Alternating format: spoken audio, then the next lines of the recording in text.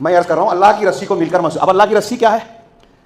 हज़रत अबू बकर सिद्दीक़ से मरवी है कि कुरान हदीस अल्लाह सुन्नत अल्लाह की रस्सी है। हम कुरान को कह रहे हैं कुरान है, कुरान को कैसे मानेंगे? हाँ, फलां साहब अरे उन्होंने तफहीम लिखी, वैसी किताब ही नहीं है पूरी उम्मत में। पूरी उम्मत की पढ़ी आपने, जाहिल है आप। इतनी बेकार किताब नहीं है, इतनी बेकार तफसीर नहीं, तफसीर भी राय की शक्ल है वो। तदब्बुर, उससे बड़े तो तदब्बुर। जितनी हदीसों से इस्तिदलाल नहीं किया उससे ज़्यादा सही हदीसों का रद्द है उसमें। बहुत अच्छा लिखते हैं। तो अच्छा सच्चा भी होता है क्या? हाँ, हज़रत इब्लीस लानतुल्लाह अलैह को बुलाइए, कितनी अच्छी तकरीर करते हैं। बहुत अच्छी तकरीर करेंगे वो भी, अच्छा बुजुर्ग बन के, सफ़ेद कपड़ा सफ़ेद दाढ़ी के साथ में। तो अच्छी तकरीर करेंगे तो इब्लीस की मान लेंगे? दज्जाल चमत्कार दिखाएगा, मान लेंगे? सोचिए, मैं जो कह रहा हूँ ये दलील दे रहा हूँ कि ये चीज़ें चमत्कार, ये दलीलें नहीं हैं, ये धोखा देने वाले फरेब के सामान हैं। अल्लाह ताला रसूल ने हमको आगाह किया है कि तुम्हारे दरमियान जो गुमराह करने वाले इमाम हैं उससे होशियार रहना। ऐसी हदीसें सुनाएंगे जो तुमने तुम्हारे बाप दादा ने नहीं सुने, उनसे दूर भागना, उनको लाइक नहीं करना।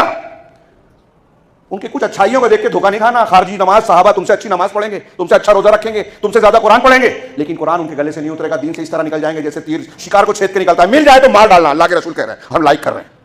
आज के खारजियों को हमारे नौजवान लाइक कर रहे हैं, अल्लाह के रसूल कह रहे हैं मार देना। कहते नमाज पढ़ रहे हैं, उनके अंदर अच्छाई तो है ना। कल एक साहब ने सवाल किया कि उनकी कुछ अच्छाइयाँ, तो अच्छाइयाँ कैसी है? इमाम अहमद बिन हंबल से किसी ने कहा कि बिदअतियों के बहुत रद्द करते हैं आप। अहमद बिन हंबल रहमतुल्लाह ने कहा उनकी अच्छाइयाँ भी तो हैं। तो इमाम अहमद ने जवाब दिया कि अल्लाह ने हमको इस बात का मुकल्लफ नहीं किया कि हम लोगों की खूबियाँ बयान करते फिरें। अल्लाह ने हमको हुक्म दिया है कि अगर बुराई नजर आए, मुनकर नजर आए, तो उसको समझा के बुराई से रोको, हाथ से, ज़बान से, दिल से। आप जानते हैं, तो बुराई से मैंने उनको मिसाल दी कि अगर आपका कपड़ा यहाँ फटा है और मैंने कहा कि देखो आपका कपड़ा यहाँ फट गया है, तो आप बोलेंगे कि आपको फटा दिख रहा है, इतना अच्छा इधर नहीं दिख रहा है। तो अच्छाइयाँ देखो, बुराइयाँ मत देखो। जो फटा है वही बताएंगे कि इसको दुरुस्त कर लो इसको। तो बिदअती और मुशरिक का फटा हुआ कपड़ा है, दीन फटा हुआ है उसका। हाँ, उसकी तौहीद बेकार हो रही है, उसके फजाइल के अमाल बेकार हो रहे हैं, नमाज और रोजे का सवाब नहीं मिल रहा है। उसको हम बता रहे हैं कि भाई तू अपने शिर्क से तौबा कर ले, बिदात को छोड़ दे, तो उसका फ़ायदा करने की बात कर रहे हैं। और यही मतलब है, अल्लाह की रस्सी को मिलकर पकड़ लो और फ़िरका फ़िरका ना बनो। हमारे यहाँ ये बेवकूफ़ दानिशवरों ने इसका माना ये समझ लिया कि फ़िरका फ़िरका, एक रस्सी को मिलकर पकड़ने का मतलब यह है कि जो अमल कर रहा है, एक आदमी शिर्क कर रहा है, एक आदमी बिदअत कर रहा है, एक आदमी सही कर रहा है, सबको एक ही तराजू में तौलो। अब जब इसका रद्द कर रहे हैं तो इसका भी रद्द कर रहे हैं, इसको जो तौल रहे हैं तो उसको भी, यानी गलत वाले को भी जिस खाने में रख रहे हैं, सही वाले को भी रख रहे हैं।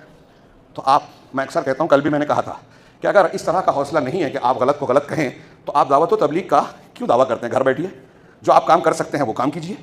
जो आपके बस की बात नहीं है, ताकत नहीं है, हिम्मत नहीं है, मत कीजिए। ये अंबिया का काम है।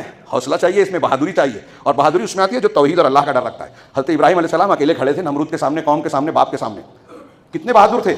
उसका 1% नहीं है हमारे अंदर, और हम बड़ी बड़ी बातें करते हैं।